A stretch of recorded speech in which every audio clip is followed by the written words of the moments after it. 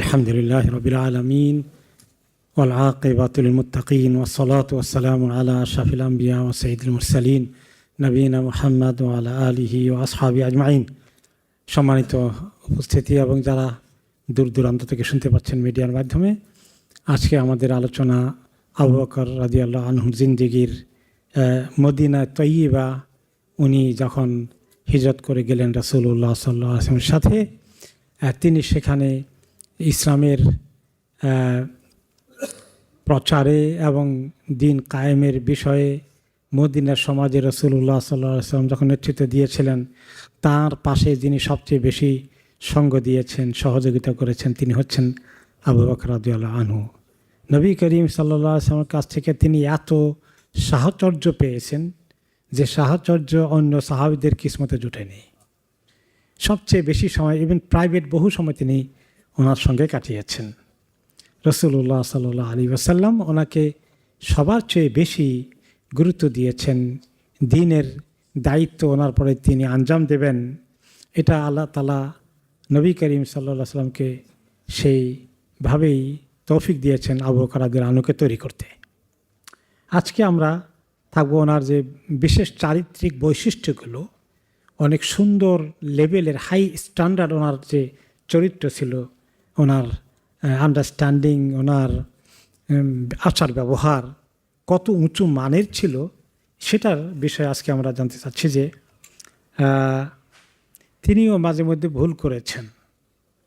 মানুষ হিসাবে সবাই ভুল করে, কিন্তু ভুলটা তিনি সঙ্গে সঙ্গে টের পেয়ে গেছেন এবং সংশোধনের জন্য তিনি অস্থির হয়ে গেছেন। এটা হলো আমাদের মধ্যে আর ওনার মধ্যে পার্থক্য। আমরা ভুল স্বীকারও করতে চাই না, আর ভুলটাকে ঢেকে ঢুকে কেতাদরস্ত করে চলতে চাই। কিন্তু আবু বকর রাদিয়াল্লাহু আনহু একটু ভুল হয়ে গেলে অস্থির হয়ে যেতেন, কি জানি আখিরাতে এটার জন্য তিনি পাকড়াও হয়ে যান কিনা। সেরকম একটা ঘটনা, সাহাবী রাবিয়া আল আসলামী রাদিয়াল্লাহু আনহু, উনিও অনেক উঁচু মানের সাহাবী। রাসূলুল্লাহ সাল্লাল্লাহু আলাইহি ওয়াসাল্লামকে যারা কাছে থেকে খেদমত করেছেন, অজুর পানি থেকে এগুলো এগিয়ে দিয়েছেন, এই খেদমতের মধ্যে রাবিয়া আসলামীও অনেক অগ্রগামী ছিলেন। তো সাহাবী আবু বকর রাদিয়াল্লাহু আনহু এবং রাবিয়া আল আসলামী রাদিয়াল্লাহু আনহু, দুইজনের মধ্যে একটা ছোট্ট বিষয়ে একটা বিবাদ হয়। সেটা হচ্ছে যে রাসূলুল্লাহ সাল্লাল্লাহু আলাইহি ওয়াসাল্লাম গনিমতের মাল থেকে যখন সম্পদ বন্টন করেন, এক টুকরা জমি পাশাপাশি দুই খণ্ড, দুইটা প্লট, কৃষি মানে গাছে, খেজুর গাছের বাগানের এরকম বন্টন করে দিয়েছিলেন এই দুইজনের মধ্যে, ছোট্ট দুই টুকরা জমি। ঠিক মাঝখানে একটা খেজুর গাছ, এবং ভালো খেজুরের ফলন হয়েছে গাছের মধ্যে। আর এটা কার ভাগে পড়বে, দুইজনের মধ্যে এটা নিয়ে একটু বচসা হয়। আবু বকর রাদিয়াল্লাহু আনহু বলেন, এটা তো আমার ভাগে পড়ার কথা, আর উনি বললেন যে না, এটা তো আমার ভাগে পড়ার কথা। তো একটু বাদানুবাদ হতে গিয়ে আবু বকর রাদিয়াল্লাহু আনহু রাবিয়া আল আসলামীকে একটি শক্ত কথা বলে দিয়েছেন। কথাটা কি এখানে আসে নাই, রাবিয়া আল আসলামী নিজে হাদিসটি বর্ণনা করেছেন, ওই কথাটা তিনি সেই বর্ণনায় উল্লেখ করেননি, যে একটু কটু কথা আমাকে তিনি বলেছিলেন। বলার সঙ্গে সঙ্গেই তিনি এই কয়েক মিনিটের মধ্যেই বা একটু মুহূর্তের মধ্যে তিনি টের পেলেন আমি তো একটা শক্ত কথা বলে ফেলেছি। তখন তিনি বললেন, ইয়া রাবিয়া রুদ্দা আলাইহা মিসলাহা হাত্তা তাকুনা কিসাসান। রাবিয়া, আমি যেটা বলছি ওটা তুমি আমাকে ওইভাবে আবার বলো, এক্ষুনি বলো আমাকে, ওই শক্ত কথাটা এক্ষুনি আমাকে তুমি টার্গেট করে বলো, যাতে করে কেসাস আদায় হয়ে যায়। আমি তোমাকে একটা শক্ত কথা বলে ফেলেছিলাম। তো রাবিয়া বলে, আমি বললাম না, মাথা খারাপ নাকি, আমি বলবো না। বলতো না আফাল, এটা আমি করতে পারবো না। কারণ রাবিয়া জানেন যে আবু বকর রাদিয়াল্লাহু আনহু কে। যদি হয়তো দুজনের মধ্যে ভুল বুঝাবুঝি হয়েছে, কিন্তু আবু বকর রাদিয়াল্লাহু আনহু শান যে কত আল্লাহর কাছে, তিনি বলে ফেললেও উনি পাল্টা ওনাকে এটা বলবেন, তিনি এই বেয়াদবি করতে পারবেন না। আবু বকর রাদিয়াল্লাহু আনহু বললেন যে বলবা না, জলদি করে বলো, না বলে কিন্তু আমি আল্লাহ নবীর কাছে গিয়ে বিচার দেবো যে আমি শক্ত কথা বলছি। এখন তাকে বলছি আমাকে বলে আমাকে উদ্ধার করতে আল্লাহর কাছ থেকে, সে বলে নাই আমি ওনার কাছে গিয়ে পৌঁছাবো। তারপরে আমি বললাম যে না মা আনা বেফাইল, আমি পারবো না এটা বলতে। তখন একথা বলে রবিয়া এখান থেকে চলে গেলেন। আবু বকর রাদিয়াল্লাহু আনহু সোজা রাসূলুল্লাহ সাল্লাল্লাহু আলাইহি ওয়াসাল্লামের কাছে চলে গেলেন। তিনি যখন যাচ্ছেন ওইদিকে, আর রবিয়া নিজে ঘরের দিকে যাচ্ছেন, ইতিমধ্যে দুইজনের কথাবার্তা রবিয়ার কিছু তাদের কবিলার লোকজন কিছু শুনতে পেয়েছে। তো তখন তো কবিলা ভিত্তিক সমাজ আছে, এই যে এখনো আমাদের মধ্যে মাঝে মধ্যে আঞ্চলিকতা দেখা যায়। এক গ্রামের লোকের আরেক গ্রামের, এক সমাজ আরেক সমাজের, আছে না এগুলো? টুকটাক এখনো আছে।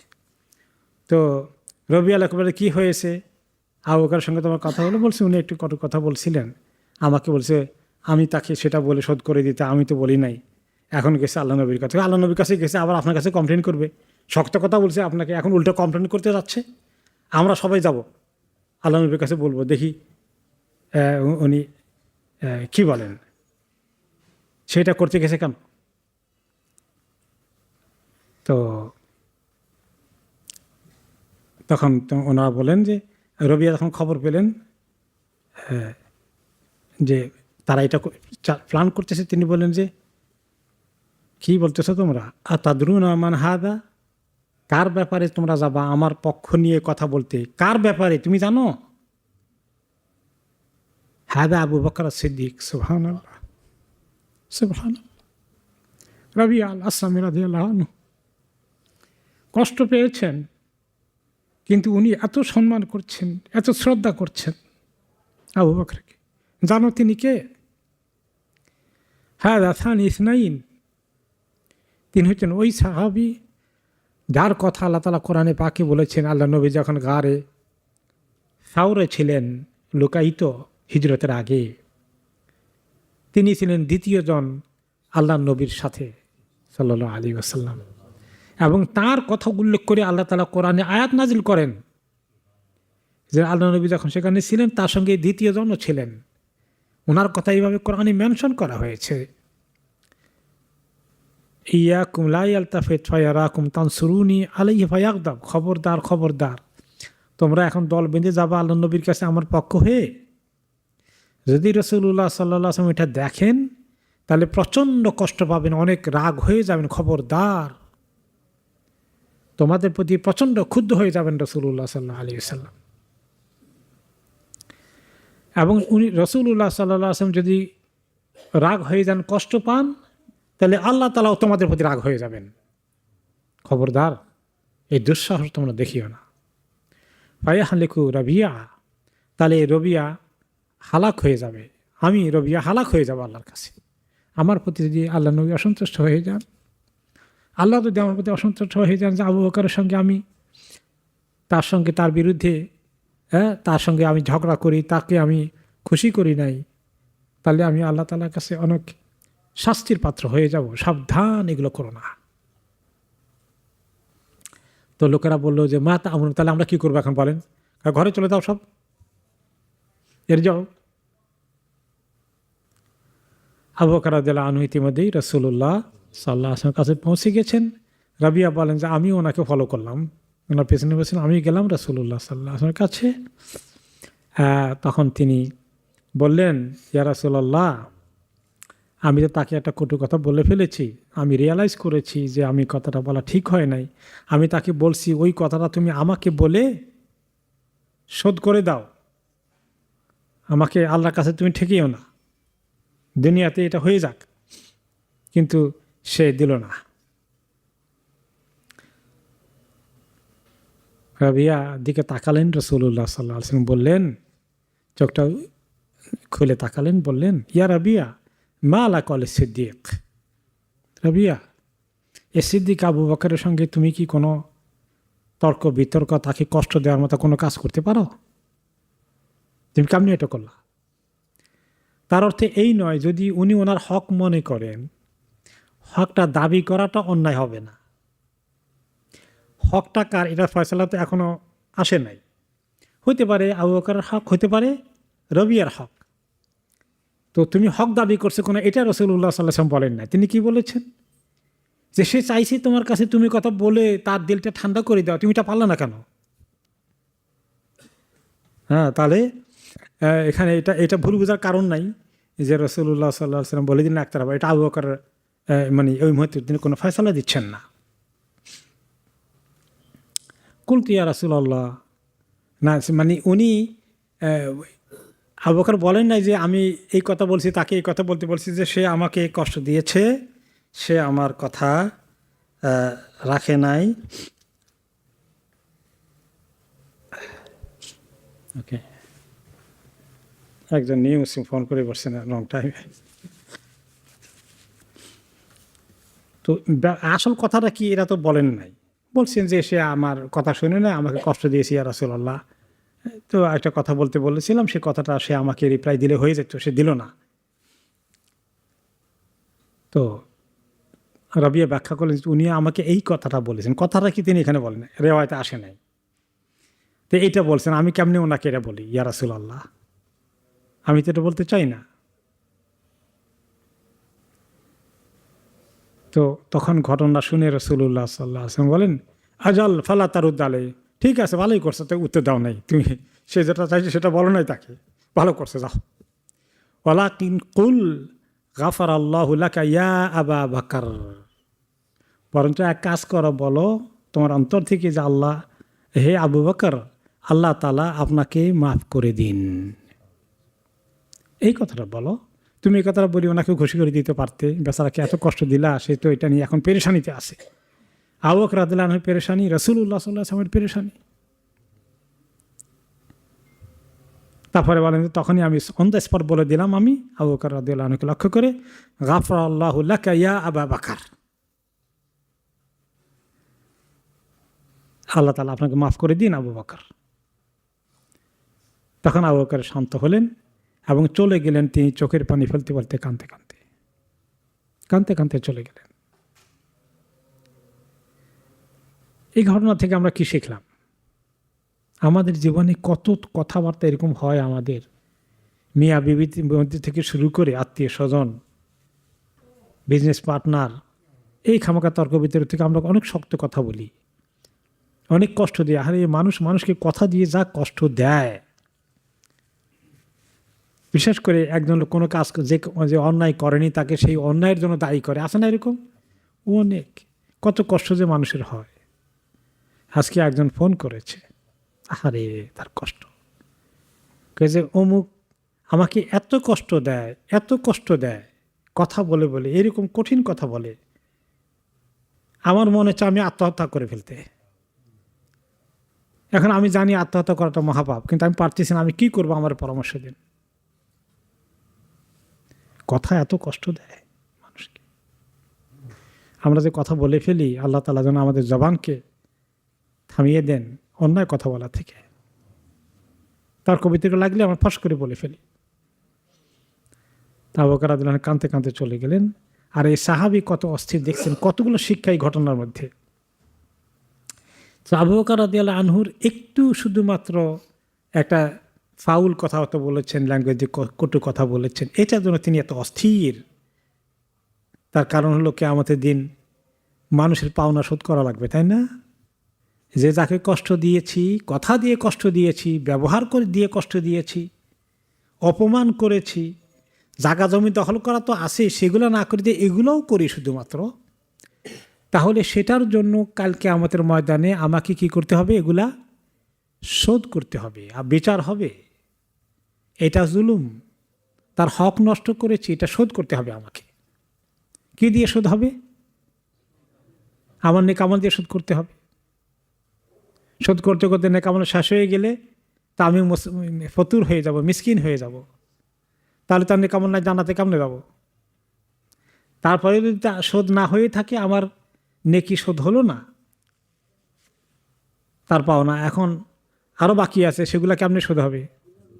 তার গুণাগুলো আমাদের কাছে চলে আসবে। আর আমরা যদি এটা মনে রাখতে পারতাম, আমরা যদি বুঝতাম, তো মুসলমানদের মধ্যে এত ঝগড়া হতো, মিয়া বিবির মধ্যে এত দরবার হতো, দুই পরিবারের মধ্যে চাচা ভাতিজা দুই ভাইয়ের মধ্যে এত সম্পর্ক বিনষ্ট হতো। সুবহানাল্লাহ।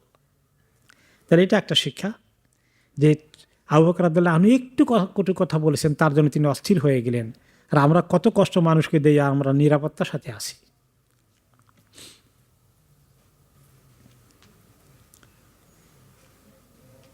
এরপরে আমরা দেখি রবিয়া রাদিয়াল্লাহু আনহু, তিনি নিজে, অথচ উনি কষ্ট পেয়েছেন হয়তো কটু কথার দ্বারা, কিন্তু তিনি আল্লাহ তাআলা ওনাকে এমন ঈমান দিয়েছেন যে তিনিও নবী করিম সাল্লাল্লাহু আলাইহি সাল্লামের এই সবচেয়ে কাছের সাহাবীকে তিনি একটু কষ্ট দিবেন না, কথাটা পাল্টাই বলবেন না।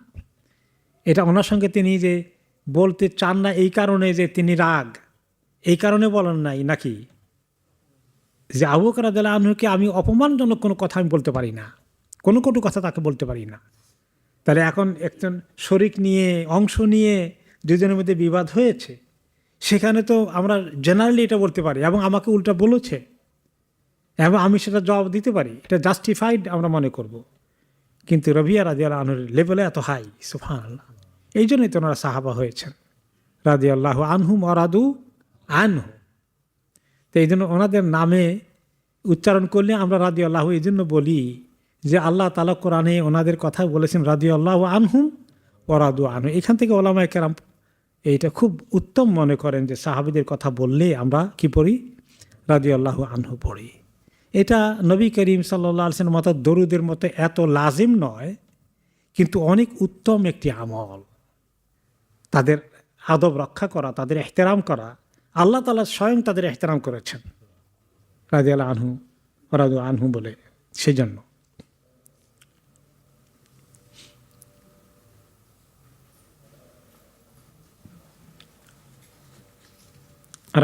রাবিয়া রাদিয়াল্লাহু আনহু কিন্তু তিনি উঁচু মানের সাহাবী।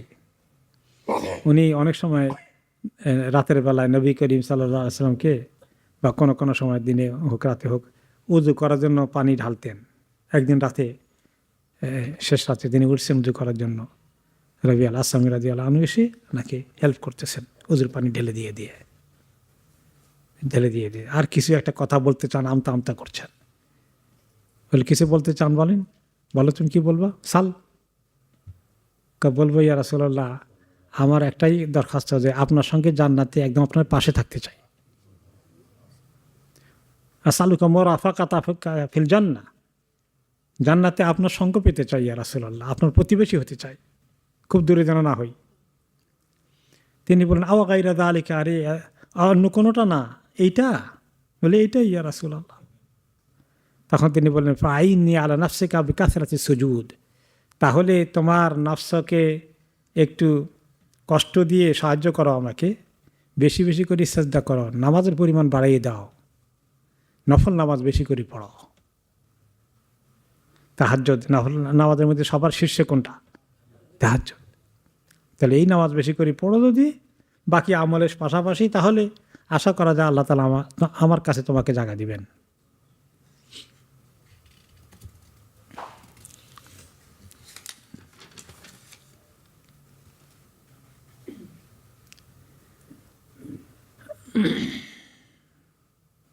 এরপরে আমরা একটা হাদিস দেখি না, তাহলে এই যে আবু বকর রাদিয়াল্লাহু আনহুকে এত শান দিলেন, এটা বোঝা গেল যে সম্মানিত লোক মিস্টেক করতে পারে, এই একটা জরুরি শিক্ষা। একজন বড় মাপের আলেম যদি হয়, উনিও যদি এরকম কোনো মিস্টেক করে ফেলেন, লোকেরা বলবে দেখছেন এত বড় আলেম কি কাজটা করলো, বলবে না? বলবে। তাহলে সাহাবীদের মতো মানুষের মিস্টেক হয়েছে, কাজেই কেউ মাসুম না।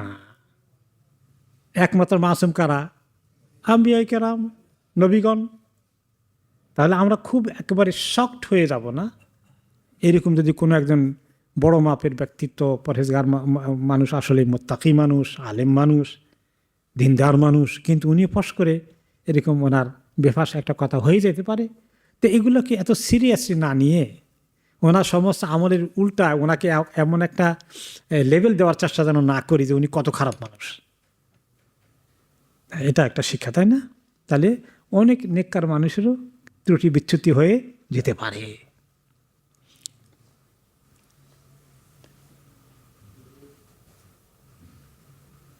তারপরে হলো যে ওই পয়েন্টের সঙ্গে আসে যে উত্তম উঁচু মানের মানুষ একটা মিস্টেক করে ফেললে এটাকে নিয়ে সিসি করা ঠিক না, যে তার সম্মান আছে, সম্মানটাকে আমরা রেখেই তাকে হয়তো পরামর্শ দেব যেভাবে পারি।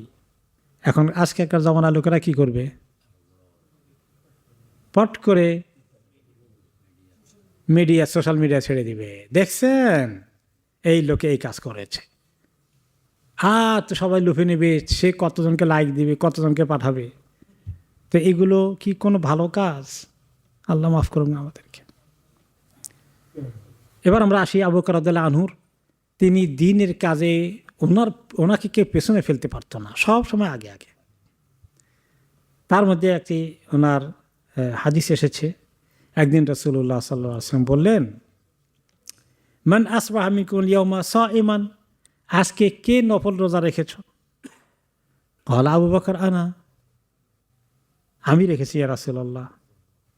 তারপরে বলেন, ফামান তাবিআ মিনকুম আল ইয়াওমা জানাজা, আজকে একটা জানাজায় অংশগ্রহণ কে করেছ, এখন দাফন কাফন পর্যন্ত করে এসেছ? আবু বকর রাদিয়াল্লাহু আনহু বলেন, আনা, আমি করেছি। তারপরে বলেন, ফামান আতামা মিনকুম আল ইয়াওমা মিসকিনান, একটা মিসকিনকে খাবার দিয়েছে কে আজকে?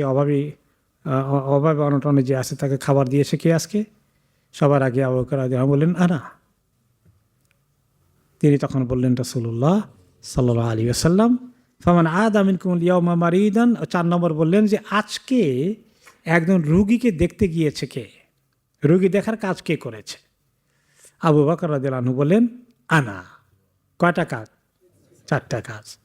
রাসূলুল্লাহ সাল্লাল্লাহু আলাইহি ওয়াসাল্লাম বললেন, মাসতামানা ফি ইমরিইন ইল্লা দাখালাল জান্নাহ, এই 4টি কাজ একই দিনে কোনো ব্যক্তির জীবনে যদি পাওয়া যায়, সে অবশ্যই জান্নাতে প্রবেশ করবে। কি কি 4টি কাজ মনে আছে? নফল রোজা, জানাজায় শরীক হওয়া, মিসকিনকে খাবার দেওয়া, আর রোগী দেখা। সুবহানাল্লাহ। আমাদের এখানে সম্ভব সব। সোমবারে, বৃহস্পতিবারে কেউ যদি রোজা রাখেন, জানাজা প্রায়ই হয়, জানাজা পেয়ে যাবেন। লন্ডন হসপিটালে অনেক রোগী আছে, দেখিয়ে আসলেন 3 নম্বর। আর যখন আপিল আসে যে এতিমখানা, ফিলিস্তিন, এগুলোর জন্য সাহায্যের খবর আসতেছে, দান করে দিলেন, 4টে কাজই হয়ে গেল। সুবহানাল্লাহ। এইটা কিন্তু এই মসজিদে যেভাবে সম্ভব, অন্য মসজিদে সহজে সম্ভব না।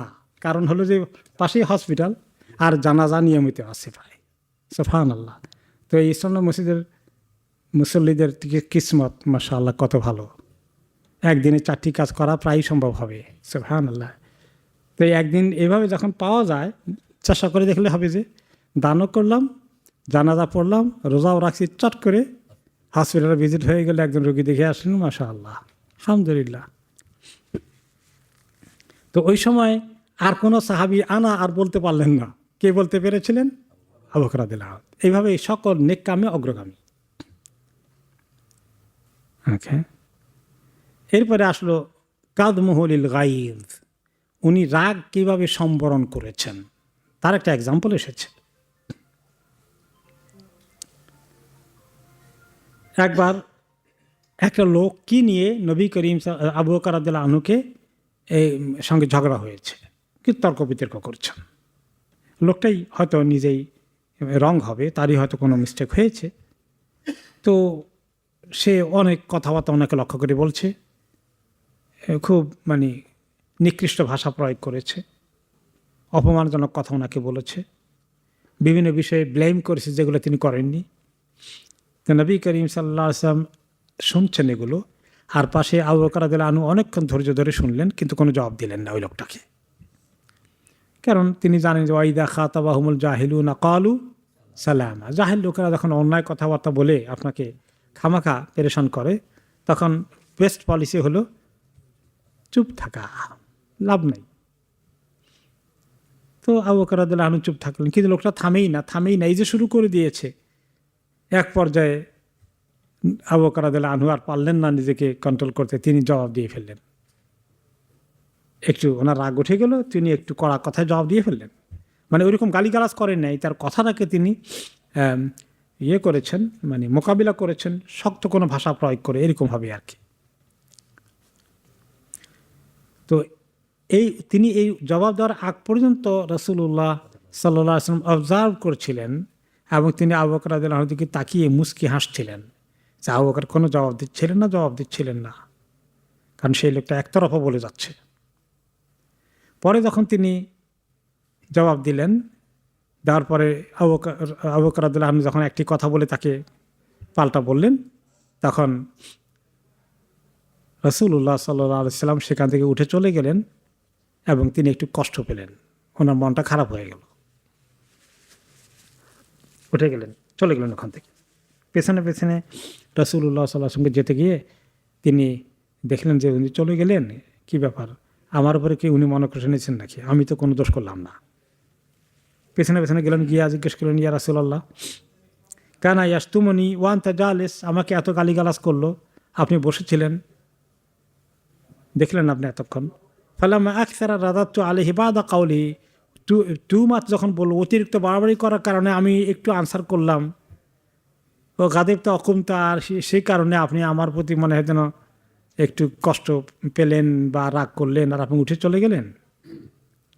তখন রাসূলুল্লাহ সাল্লাল্লাহু আলাইহি ওয়াসাল্লাম জবাব দিলেন, ইন্নাহু কানা মাআকা মালাকুন ইয়ারুদ্দু আনকা, যতক্ষণ পর্যন্ত সে আপনাকে একতরফা কথা বলছিল এরকম, একজন ফেরেশতা আপনার পাশে বসে তাকে জবাব দিচ্ছিল ফেরেশতা যে তোমার এই সমস্ত হবে, এগুলোর কারণে তোমার ক্ষতি হবে, তাকে জবাব দিচ্ছিল আপনার পক্ষ থেকে। ফালাম্মা রাদাত আলাইহি বাদা কাউলিহি ওয়াকা শাইতান, তারপরে যখন আপনি জবাব দিলেন কিছু একটা, তখন শয়তান আপনার পাশেও আসলো। ফালাম্মা আকুন লিআকুদা মা শাইতান, আমি তার এখানে বসতে পারি না যেখানে শয়তান আপনার পাশে চলে আসছে। তাহলে এই যে আমরা ঝগড়া করি, চিন্তা করে দেখেছেন, শয়তান বসে বসে খালি কি করে, পাম্প করে, আপনার রাগ উঠায়, আমার রাগ উঠায়, ঠিক কি না বলেন? কতক্ষণ চুপ করে থাকি, তারপরে পারি না, তার ভাস করে একটা বলে দেই, এবং এই কাজটা শয়তান আমাদেরকে দিয়ে করায়।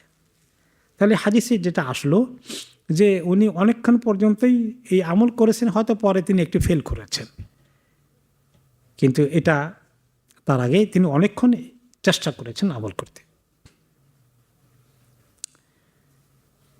এবং তিনি জানেন তিনি তো আমল করবেনই, কিন্তু যদিও মানুষ হিসাবে সীমাবদ্ধতা আছে, একসময় আমরা ফেল করে ফেলি, আমাদের দুর্বলতা চলে আসে, হয়তো চূড়ান্ত পর্যায়ে পর্যন্ত টিকেন না, কিন্তু এর আগে তিনি অনেকক্ষণ চেষ্টা করেছেন।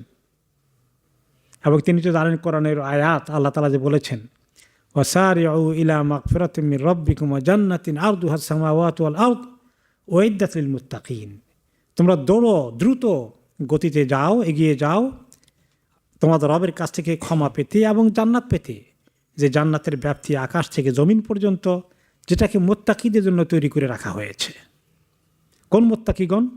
মুত্তাকিদের কয়েকটি গুণ, আল্লাযীনা ইউনফিকুনা ফিস সাররাই ওয়াদ দাররা, যারা খরচ করে সুখের অবস্থায়, দুঃখের অবস্থায়, দারিদ্রতার সময়ও এবং সচ্ছলতার সময়ও কিছু দান করা তারা করতেই থাকে। আর ওয়াল কাযিমিনাল গায়য, আর যারা নিজেদের রাগ সম্বরণ করে, গোস্বা সম্বরণ করে, ক্রোধ নিয়ন্ত্রণ করে, ওয়াল আফিনা আনিন নাস, আর লোকদেরকে মাফ করে দেয়, লোকদেরকে মাফ করে দেয়। আল্লাহু ইউহিব্বুল মুহসিনিন, এই কাজগুলো যারা করে এরা আসলে প্রকৃত নেককার, প্রকৃত নেককার, এদেরকে আল্লাহ পছন্দ করে, এদের জন্য আল্লাহ তাআলা জান্নাত বানিয়েছেন। আবু বকর রাদিয়াল্লাহু আনহু এগুলো তো জানতেন, চেষ্টা করেছেন আমল করতে, যদিও এক শেষ পর্যায়ে ফেল করেছেন।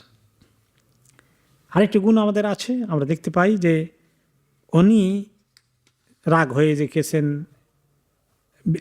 কোনো কোনো কারণে, কোনো কোনো সময় যথেষ্ট ধৈর্য ছিল, কিন্তু কোনো কোনো সময় বেশ রাগ হয়েছেন। তার মধ্যে আমরা শুনেছিলাম সিরাতের মধ্যে ওনার মেয়ে আয়েশা রাদিয়াল্লাহু আনহার চরিত্রে কলঙ্ক লেপন করে একটা বদনামি রটিয়ে দেওয়া হয়েছিল মদিনার সমাজে, যে তিনি নৈতিকতা বিরোধী কাজ করেছেন, আল্লাহ মাফ করুন।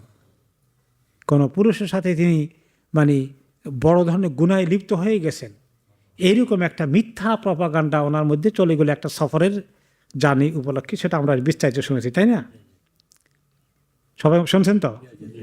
কেউ যদি না শুনে থাকেন, যে এক সফরে নবী করিম সাল্লাল্লাহু আলাইহি ওয়াসাল্লামের সঙ্গে তিনি ছিলেন, পরে সাহাবীরা যখন সকালবেলা চলে আসে, আয়েশা রাদিয়াল্লাহু আনহা তিনি চলে আসবেন, এই সময় মনে পড়লো যে আমি তো রাত্রেবেলায় বাইরে গিয়েছিলাম প্রকৃতির ডাকে সাড়া দিতে, হারটা বোধহয় ওখানে রয়ে গেছে, যাওয়ার সময় প্রস্তুতি নিচ্ছেন, হার আর খুঁজে পাচ্ছেন না, এটা গলার হার, তখন এটা বেশ দূরে ছিল, ওখানে চলে গেছে, গিয়ে হার খোঁজাখুঁজি করতে অনেক দেরি হয়ে গেছে, ইতিমধ্যে কাফেলা চলে গেছে, উনি যে সাওয়ারিতে বসতেন ওটার মধ্যে বসলে বসা থাকতো, পদে টানানো থাকতো, আর চার কোণা ধরে সিটটাকে ওনারা সাহাবিরা উঠে পিঠে বসাতেন।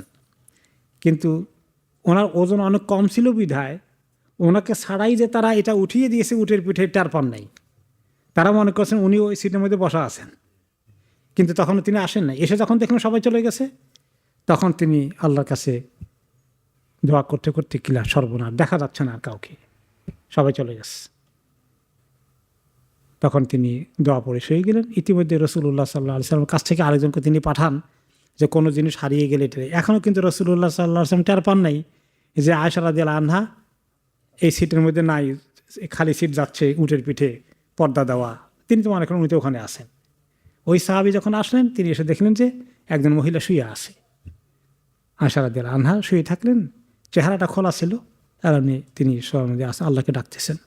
ইতিমধ্যে সাহাবী কাছাকাছি এসে দেখলো ইন্না লিল্লাহ লা ইলাহা ইল্লাল্লাহ, তিনি পড়লেন। এই তো দেখি উম্মুল মুমিনিন আয়েশা রাদিয়াল্লাহু আনহা। তো ওনার আওয়াজ শুনে আয়েশা বললেন যে আমি সঙ্গে সঙ্গে চেহারা ঢেকে ফেললাম। তিনি বললেন যে কি হালত? তিনি বললেন আমার এই অবস্থা। তিনি বললেন যে আপনি আমার উটের পিঠে উঠেন। উনি উঠালেন, আর তিনি রশি ধরে ধরে টেনে নিয়ে গেলেন। পৌঁছে গেলে তখন কিছু মুনাফিক যারা আব্দুল্লাহ ইবনে উবাই থেকে শুরু করেছিল তারা একটা পয়েন্ট পেয়ে গেল। এখন কি পয়েন্ট পেল? যে রাসূলুল্লাহ সাল্লাল্লাহু আলাইহি ওয়াসাল্লাম বিবি একটা বদনাম করার এই সুযোগ, বিবির বদনাম মানি রাসূলুল্লাহ সাল্লাল্লাহু আলাইহি ওয়াসাল্লাম মান ইজ্জত সব যাবে, এই প্রচার করে দিল। এবং বহুদিন এই প্রচার চলতে থাকলো, মদিনার মধ্যে বেশ কিছু লোক জড়িত হয়ে গেল। পরে আল্লাহ তাআলা ওহী নাযিল করে দিয়েছিলেন। বহুদিন মা আয়েশার কষ্ট, অসুস্থ হতে হতে তিনি কাঠ হয়ে গেছেন, শুকিয়ে বাপের বাড়ি চলে গেছেন কাঁদতে কাঁদতে। রাসূলুল্লাহ সাল্লাল্লাহু আলাইহি ওয়াসাল্লাম তো গায়েব জানেন না, তিনি বলতে পারেন না যে আমার বিবিকে তোমরা এগুলো বলবো না, সেগুলো করে নাই। তিনি বলে সবাই বলবো, নিজের বিবির কথা তো বলেই। আর তিনি তো দেখেননি। আর তিনি জানেন আল্লাহ তাআলা যদি দরকার হয় আল্লাহ তাআলা জানাবেন ওনাকে। আল্লাহ তাআলা না জানানো পর্যন্ত উনি অ্যাডভান্স কিছু বলছেন না। এইভাবে ইতিমধ্যেই কথা অনেক ছড়িয়ে গিয়েছে। পরে আল্লাহ তাআলা ওহী নাযিল করে দিয়েছেন। দেওয়ার পরে প্রমাণ হলো যে ওনার চরিত্র অত্যন্ত পবিত্র। আল্লাহ তাআলা নিজে ওহী নাযিল করে দিয়েছেন। কয়েক সপ্তাহ পরে আয়াত নাযিল হলো। আর এই অপপ্রচারের নেতৃত্ব দিয়েছিলেন আবু বকর রাদিয়াল্লাহু আনহুর এক ধরনের ভাগিনা সম্পর্কে হয়।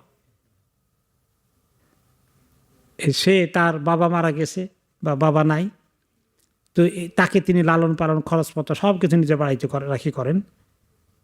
এবং এই লোকটা অন্যতম নেতৃত্ব দানকারী, তার নাম হলো মিস্তাহ। সে এই অপপ্রচারে লিড করেছে। তো যখন কোরআনের আয়াত নাজিল হয়ে গেল এবং আল্লাহর পক্ষ থেকে হুকুম আসলো যারা এই অপপ্রচার করছে তাদেরকে দৌড়া মারো, তার মধ্যে মিস্তাহও ছিল দৌড়া মার খাওয়ার মধ্যে। কারণ কোনো মহিলার বিরুদ্ধে বদনাম করলে তার শাস্তি আছে, দৌড়া খেতে হবে। পরে আবু বকর রাদিয়াল্লাহু আনহু বলল, তুমি এই কাজ করলে, তোমাকে আমি পেলে পুষে আমার বাড়িতে এত করে তোমাকে রাখলাম, আর তুমি আমার মেয়েকে এত কষ্ট দিলে, এত ক্ষতি আমার করলে, আল্লাহর কসম তোমাকে আমি বাড়িঘর থেকে এক্ষুনি বের করে দিই, যাও চলে যাও, আমার বাড়িতে তোমার জায়গা নেই। তো আল্লাহ তাআলা কিছু পরেই কোরআনে ওয়াহী নাযিল করলেন। আউযু বিল্লাহি মিনাশ শাইতানির রাজিম, ওয়ালা ইয়াতালি উলুল ফাদলি মিনকুম ওয়াসআ, তোমাদের মধ্যে যারা মোটামুটি সেলফ সাফিসিয়েন্ট আছো, যাদের অবস্থা মোটামুটি ভালো, এই লোকগুলো এমন কোনো কসম করো না আইউতু উলিল কুরবা ওয়াল মাসাকিন ওয়াল মুহাজিরিন ফি সাবিলিল্লাহ, যে এরকম মিসকিনদেরকে, আত্মীয় স্বজনকে, যারা হিজরত করেছে, অসহায় অবস্থা আছে, এদেরকে দান খয়রাত করে এদের ভরণ পোষণের জন্য খরচপত্র যেগুলো তোমরা করো, কসম করে এগুলো না করার সিদ্ধান্ত নিও না। আল্লাহর কসম তোকে আর সাহায্য করবো না বলছিলেন। তো আল্লাহ তাআলা আয়াত নাযিল করলেন সূরা নূরের 22 নম্বর আয়াতে, যে তোমরা এই কসমটা, এই অন্যায় কসম করো না। ওয়ালিয়াফু ওয়ালিয়াসফাহু, হ্যাঁ যারা দুষ্কৃতিকারী, দুষ্টামি করেছে, ক্ষতি করেছে, গ্রস্ত করেছে, তোমাদেরকে কষ্ট দিয়েছে, তাদেরকে তোমরা মাফ করে দাও, ক্ষমা করে দাও। আল্লাহ তুহিব্বুনা আন ইয়াগফিরাল্লাহু লাকুম, তোমরা কি চাও না যে আল্লাহ তাআলা তোমাদেরকে ক্ষমা করে দিন? আল্লাহু গফুরুর রাহিম, আল্লাহ কত ক্ষমাশীল, কত দয়াময়। এই আয়াত যখন নাজিল হলো, এটা আবু বকর রাদিয়াল্লাহু আনহুর ওই ঘটনার শানে নজুল। এটা এই আয়াতের শানে নজুল ওই আবু বকর রাদিয়াল্লাহু আনহুর ওই কসম করা, আল্লাহর কসম তোমরা আর আমি একক্ষণ থেকে আরেক দেখবো না, গেট লস্ট। এই আয়াত নাজিল হওয়ার সঙ্গে সঙ্গেই আবু বকর রাদিয়াল্লাহু আনহু বলেন, আল্লাহ ইন্নী উহিব্বু আন ইয়াগফিরাল্লাহু লি, আমি তো চাই আল্লাহর কসম আল্লাহ যেন আমাকে মাফ করে দেন। তাহলে আল্লাহ আমাকে মাফ করবেন কি করলে? তাকে আমি আবার জাকাত দিলে। তিনি আবার তাকে ফরাজ আইলেন না ফাকাতাল্লাতি কানা ইনফিকু আলাইহি, তার ভরণ পোষণের দায়িত্ব আবার তিনি গ্রহণ করলেন, আবার জাকাত দিলেন। আল্লাহ লা আনজাহু মিন আবাদান, যা আল্লাহর কসম আর কোনোদিন আমি তার থেকে উইথড্র করে নিব না, আর জঘন্য অন্যায় করলেও নিব না। কি শিখলাম এই ঘটনার মধ্যে? যে আল্লাহ তাআলা কাছ থেকে ক্ষমা পাওয়া যাবে আখিরাতের ভয়ে। মোমেন দুনিয়ার মধ্যে কত কিছু হজম করা লাগে, ঠিক কিনা বলেন? এত হজম করতে হয়। আজকে যে লোকটি আমাকে ফোন করে প্রচণ্ড জুলুমের কথা বলল, যে মানুষটি, আরেকজন তাকে কাছের মানুষ এত কষ্ট দিচ্ছেন, এখন সে বলে যে আত্মহত্যা করা কি কোনো রকমে অ্যালাউড হবে কিনা আমার এই কষ্টের মধ্যে। তাদের সবার জন্য সান্ত্বনা আছে যে মানুষ যদি মানুষকে কষ্ট দেয়, আখেরাতে সে অনেক পাওনাদার হয়ে যাবে। যে কষ্ট দিল তার কাছ থেকে একটু সবর করে থাকতে হবে। তাহলে আবু বকর রাদিয়াল্লাহু আনহু কসমকে উইথড্র করলে কি করতে হবে? এখন কসম কাফারা আদায় করতে হবে। কসম কাফারা আদায় করলেন আর আবার তাকে জাকাত দিলেন। তাহলে এই ক্ষেত্রে বোঝা গেল যে তিনি ওই যে আল্লাহ ওনাকে অ্যাড্রেস করেছেন, আল্লাহ তুহিব্বুনা আন ইয়াগফিরাল্লাহু লাকুম, তোমরা কি চাও না আল্লাহ তোমাদেরকে ক্ষমা করে দিন? আবু বকর রাদিয়াল্লাহু আনহু কি বললেন? আল্লাহ ইন্নী উহিব্বু আন ইয়াগফিরাল্লাহু লি, আল্লাহর ক্ষমা পাওয়ার এই সুযোগ এসেছে, তিনি সঙ্গে সঙ্গেই সাড়া দিলেন। নবী করিম সাল্লাল্লাহু আলাইহি সাল্লামের সঙ্গ তিনি সবসময় পছন্দ করেন, সবচেয়ে বেশি সময় তিনি ওনার কাছ থেকে পাওয়ার সুযোগ হয়েছে। তারপরেও তিনি আবার ব্যবসায়ী মানুষ ছিলেন, তো মাশা আল্লাহ ব্যবসা করতে তিনি তখনও ইসলামের পরেও মদিনা থেকে সিরিয়া যাওয়া আশা করেছেন। কারণ তিনি জানেন যে টাকা পয়সা বেশি জোগাড় করতে পারলে এদিক থেকে এলেম শিখতেছি রাসূলুল্লাহ সাল্লাল্লাহু আলাইহি ওয়াসাল্লামের কাছ থেকে, কিন্তু যদি ইনকাম ভালো আসে, নিজের সংসারটা ঠিকমতো চলবে, কারো উপরে নির্ভর হওয়া যাবে না, এবং অন্যদেরকে তিনি হেল্প করতে পারবেন। এই কারণে তিনি ওনার অন্যতম একটা বৈশিষ্ট্য ছিল যে তিনি ইনকামের ব্যাপারে কম্প্রোমাইজ করেন নাই। বাণিজ্যিক সফরে গিয়েছেন, মাল বিক্রি করে লাভবান হয়েছেন, এভাবে করে তিনি করেছেন। আরেকটি গুণনা শুনি আজকে আমরা, সেটা হচ্ছে আব্দুল্লাহ ইবনে আমর ইবনে আস রাদিয়াল্লাহু আনহু বলেন যে বনি হাশিমের একদল লোক এসেছিল আসমা বিনতে উমাইসের কাছে। আসমা বিনতে উমাইস ছিলেন আবু বকর রাদিয়াল্লাহু আনহুর বিবি, ওনার একাধিক বিবি ছিল। তো একসময় তিনি বাড়িতে ছিলেন না, কোন কারণে কয়েকজন পুরুষ ওনার বাড়িতে আসছে, হয়তো আবু বকর রাদিয়াল্লাহু আনহুর সঙ্গে দেখা করতে আসছে। তো বসে হয়তো ইন্তজার করছে, উনি হয়তো বলছেন যে বসেন, উনি সাধারণত আসেন এই সময়, হয়তো আসতে পারে, একটু বসে। তো তারা কয়েকজন ওখানে এসে বসছিলেন ওনার ইন্তজারে। যখন তিনি এসে দেখলেন যে ওনার বাড়িতে কতগুলো পুরুষ, 2-3 জন পুরুষ বসে আছে, ওনার খুব খারাপ লাগছে যে একজন মহিলা বাড়ির মধ্যে আর পুরুষ এখানে বসে থাকবে, এটা কেমন? তাদের এই আকল আন্দাজ তো নাই কিছু, এগুলো তো তাকওয়ার খেলাফ কাজ এবং মহিলাটার জন্য একটা অস্বস্তির কাজ। ওকে, তিনি এটা নবী করিম সাল্লাল্লাহু আলাইহি ওয়াসাল্লামের দৃষ্টি আকর্ষণ করলেন। যারা আসছিলেন তারাও সাহাবী। তখন নবী করিম সাল্লাল্লাহু আলাইহি ওয়াসাল্লাম খুতবার মধ্যে বিষয়টা উল্লেখ করে বললেন, লা ইয়াদখুলু রাজুলুন বাদা ইয়াউমি হাদা আলা মাগীবাতিন ইল্লা মাহু রাজুলুন আও ইসনান। ওই একজন মানুষই, একজন পুরুষই আসছিলেন আসলে। তো একজন পুরুষ যদি এইভাবে থাকে, একজন মহিলা এই ঘরের মধ্যে আসে একলা এইভাবে থাকা, এটা আসলে ঠিক নয়। কারণ একটা হাদিস আছে, যখন একজন গায়রে মাহরাম পুরুষ আর গায়রে মাহরাম মহিলা থাকে, তখন সেখানে 3 নম্বর একজন হাজির হয়। 3 নম্বর কে? শয়তান। এটা কার জন্য গ্যারান্টি আছে? অনেকেরই তাকওয়া আছে জীবনে, আলহামদুলিল্লাহ, আল্লাহ তাকওয়া দেন, কিন্তু আমার তাকওয়া আছে, এই কনফিডেন্স নিয়ে এরকম অবস্থায় অবস্থান করা ঠিক নয়।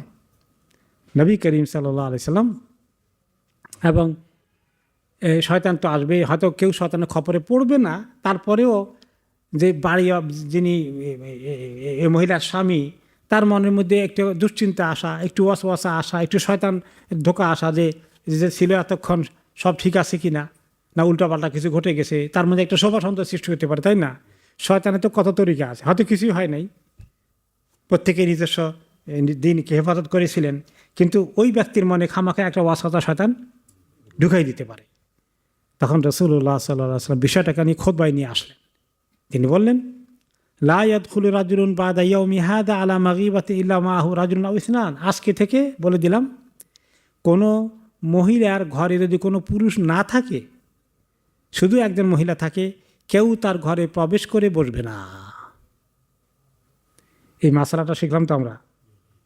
অনেক সময় এরকম আমাদের হয় যে মনে করেন গায়রে মাহরাম আত্মীয় আসছেন দেশ থেকে, মাহরাম আত্মীয় না, এখন বাড়িতে ঘরের মধ্যে আপনার এখানে আপনার বিবি আছে, সে আপনার বাবার চাচাতো ভাই, বা আপনার চাচাতো ভাই, আপনার চাচা কি এই আপনার স্ত্রীর মাহরাম হবে? তাকে আপনি ঘরে রেখে আপনি ডিউটিতে চলে গেলেন, সারাদিন রাত আছে। তো এটা যদিও হয়তো অনেক ক্ষেত্রে বয়সের ব্যবধান থাকতে পারে, খুব খারাপ কোনো কিছু আল্লাহ মাফ করেন নাও ঘটে, এরপরে এরকম কাজগুলোতে করা কি ঠিক হবে না, এটা বিরত থাকা দরকার। হ্যাঁ, এই শিক্ষা এখানে পাওয়া গেল না, পাওয়া যায়। তো এভাবে করে আবু বকর রাদিয়াল্লাহু আনহুর উসিলা একটি নতুন শরীয়তের একটা গাইডলাইন আসলো যে এইভাবে কোনো মহিলা একা থাকলে সেখানে কোনো পরপুরুষ বা গায়রে মাহরাম ব্যক্তি সেখানে লম্বা সময় অবস্থান করা ঠিক নয়। এরপরে আমরা আরেকটি গুণ শুনে আজ আমরা শেষ করব, সেটা হচ্ছে খাউফুহু মিনাল্লাহি তাআলা। তিনি আল্লাহ তাআলার ভয় কত বেশি করতেন, এত বেশি ভীত থাকতেন, এত উঁচু মানের ইমানদার হওয়ার পরে এত আল্লাহর ভয়ে ভীত ছিলেন তিনি। কারণ তিনি খুতবা শুনলেন একদিন, আনাস রাদিয়াল্লাহু আনহু বলেন যে রাসূলুল্লাহ সাল্লাল্লাহু আলাইহি ওয়াসাল্লাম খাতাবা খুতবাতান, তিনি একদিন একটা খুতবা দিয়েছিলেন, মা সামি'তু মিসলাহা কাত্ত, আমি কখনো এরকম খুতবা শুনিনি। ফাকালা লাউ তা'লামুনা মা আ'লামু লাদাহিকতুম কালিলা ওয়া লাবাকাইতুম কাসীরা, যে আমি যা জানি তোমরা যদি তা জানতে, তাহলে তোমরা খুব কমই হাসতে, আনন্দ ফুর্তি করতে, অনেক বেশি করে ক্রন্দন করতে, বেশি করে কান্নাকাটিতে লিপ্ত থাকতে আল্লাহর কাছে। আমি যা জানি আখেরাতে কি ঘটবে, জাহান্নাম কেমন, এই সিরাত পাড়ি দেওয়া যে কত কষ্ট, হিসাব নিকাশে যে কি করুণ অবস্থা হবে, এগুলা যেভাবে আল্লাহ তাআলা ওনাকে দেখিয়েছেন মেরাজে নিয়ে, যে আমি যা জানি তা তোমরা যদি জানতে, তাহলে তোমাদের মুখে দিয়ে সহজে হাসি বের হতো না, অনেক বেশি কাঁদতে থাকতে তোমরা। তো ফাগাত্তা আসহাবু রাসূলিল্লাহ সাল্লাল্লাহু আলাইহি ওয়াসাল্লাম উজুহাহুম আলা হুন্না খানিন, যে ওই দিন এই খুতবা শুনে আমরা দেখতে পেয়েছি সাহাবায়ে কেরামের মাথায় তো স্কার্ফ থাকতো, আরব দেশে এখন লোকেরা স্কার্ফ ব্যবহার করে, তাই না, গোতরা। কাজ সব সাহাবীরা চাদর বা গোতরা দিয়ে চেহারা ঢেকে ঢেকে সবাই হু হু করে কাঁদলেন খুতবা শুনে, এই হাদিসটা শুনে খুতবার মধ্যে। আর আবু বকর রাদিয়াল্লাহু তাআলা তিনি সেখানে ছিলেন, তখন তিনিও সেখানে ছিলেন এবং তিনি সেভাবে অনেক কেঁদেছিলেন, অনেক কান্না করেছিলেন। আনাস বলেন যে আমি কাছে থেকে ওনাকে দেখছিলাম, তিনি বহুত কাঁদছিলেন।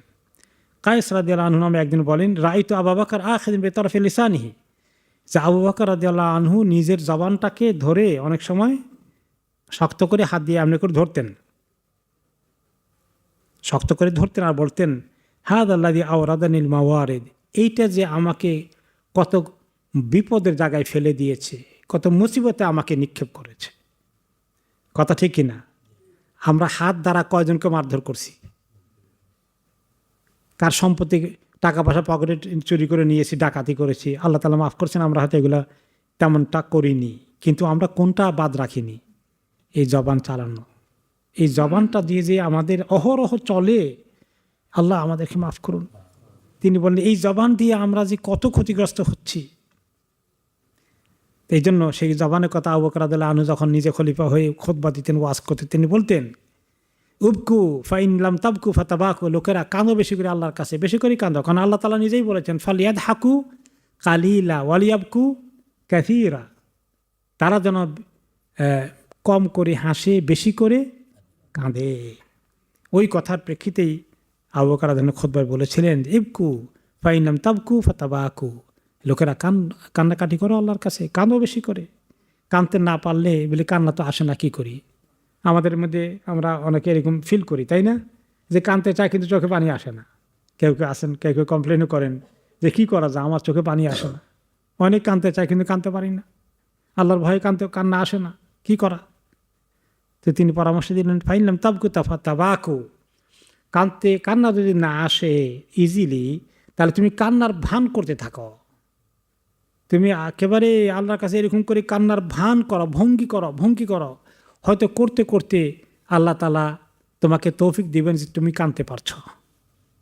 আর কমপক্ষে আল্লাহ দেখবেন যে হারে আমার বান্দার কান্না আসে না, বেচারা কান্নার জন্য এখন কসরত করছে, চেষ্টা চালাচ্ছে, রিহার্সেল দিচ্ছে, এটাও আল্লাহ তাআলা অ্যাপ্রিসিয়েট করবেন।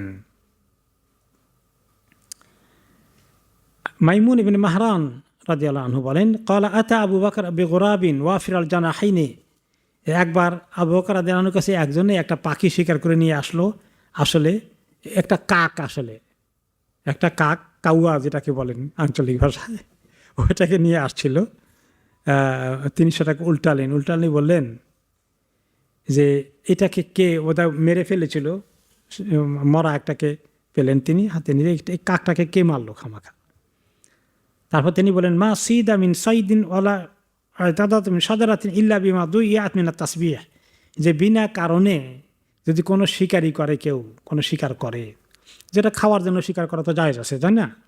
কিন্তু বিনা কারণে খেলাধুলা করতে গিয়ে বাচ্চারা যেভাবে মারধর করে, মেরে ফেলে কোনো একটা পাখিকে, এরকম যদি কেউ করে, অথবা কোনো গাছের ডালকে খামাখা কাটে, পাতা ছিঁড়ে ফেলে বিনা কারণে, তাহলে আল্লাহর তসবিহ যে করতেছিল এতক্ষণ তা বন্ধ হয়ে গেল তার কাছ থেকে। আপনি যদি একটা গাছের ডাল কাটেন, গাছের পাতাগুলো কি করে? তসবিহ করে, ইসাব্বিহু লাহু মা ফিস সামাওয়াতি ওয়া মা ফিল আরদ, সব কিছু। আবু বকর রাদিয়াল্লাহু আনহু উম্মতকে মনে করিয়ে দিলেন যে বিনা কারণে গাছের পাতা ছিঁড়া, গাছের ডাল ছিঁড়া ঠিক হবে না। তাহলে আল্লাহ জিকির করতেছিল, ওই তাদের জিকির করার কাজটা তুমি বন্ধ করে দিলা। তারা ডালটা ওখানে থাকলে অনেকদিন জিকির করত। তাহলে আমরা বাড়ি ঘরকে কাটাকাটি করতে পারবো না? পারবো। গাছ লাগানো, কাটাকাটি এগুলো করতে হবে, বিনা কারণে ঠিক নয়। আবু বকর রাদিয়াল্লাহু আনহু বলেন আরেকদিন যে আল্লাহ ওয়াদাতু আন্নী কুনতু হাদিহি শাজারাতু কালা তুদাদ, একটি ছোট গাছের দিকে তাকিয়ে বললেন আহারে, ছোট গাছ বা একটু ঘাসের মতো একটু বড়, যে এই গাছটা, এই ঘাসটা যদি আহারে এর মতো আমি হয়ে যেতাম সৃষ্টি আল্লাহর মানুষ না হয়ে, তাহলে আমার অনেক নিরাপত্তা ছিল। কারণ এই গাছটাকে বা এই ঘাসটাকে উটে বা ছাগলে বা ভেড়ায় খেয়ে ফেলবে, খালাস, অথবা কেউ কেটে ফেলবে, লাকড়ি বানাবে, শুকিয়ে যাবে, মরে যাবে, কোনো হিসাব নিকাশ নাই। ওকে, কিন্তু আমি আবু বকরকে আল্লাহ তাআলা মৃত্যুর পরে আমার হিসাব নিয়ে ছাড়বেন। লাওয়াদাতু আন্নী কুনতু শাআরাতান ফি জামবি আবদি মুমিন, ফি জানাবে আব্দুল মুমিন আও ফি জুনুবে আব্দুল মুমিন আব্দি মুমিনিন, যে আমার যদি এমন হতো যে একজন মোমেনের গায়ের পশম যদি আমি হতে পারতাম, যে ভালো মোমেন, তার গায়ের পশম যদি হতে পারতাম, তাহলে আমার নিরাপত্তা ছিল। কারণ মোমেনের জন্য নিরাপত্তা আছে, নিজের জন্য চিন্তা করতে পারছেন না। যে আল্লাহর কাছে নিরাপত্তা পাওয়ার মতো একজন মোমেনের যদি গায়ের পশম হতাম, তাহলে আমার কোনো দুশ্চিন্তা থাকতো না। এবং শেষ বাক্যটা ওনার এই চ্যাপ্টারে দিয়ে শেষ করছি, সেটা হচ্ছে তিনি একটি কবিতা পড়তেন এই উপলক্ষে। কি কবিতা পড়তেন? কবিতা দুটো লাইন, দুটো পংক্তি।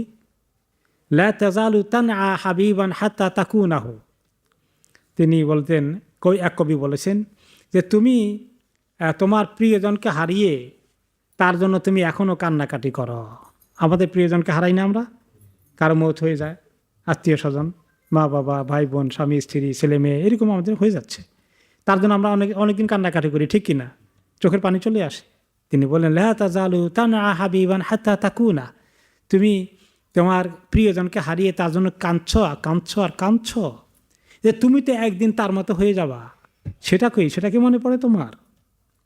ওয়াকাদ ইয়ারজুর রাজা ইয়ামুতু দুনাহু, মানুষগুলো কত আশা আকাঙ্ক্ষা নিয়ে পৃথিবীতে বেঁচে থাকতে চায়, কত সুদূর প্রসারী পরিকল্পনা, কত এখানে কি সম্পদ সিকিউর করব, দেশে কোনটা ঠিক করব, এগুলার পেরেশানি আমাদের কত।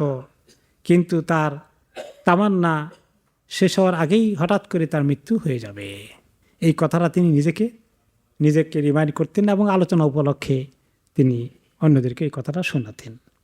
এই ছিল আবু বকর রাদিয়াল্লাহু আনহুর অনেকগুলো দৃষ্টান্ত, কোন লেভেলের ঈমান, আমল, আখলাক এবং চারিত্রিক বৈশিষ্ট্য এবং শান আল্লাহ তাআলা ওনাকে দিয়েছিলেন। আল্লাহ তাআলা আমাদের এগুলো থেকে শিক্ষা নিয়ে আমাদের নিজের জীবনকে এভাবে গঠন করার তৌফিক দান করুন।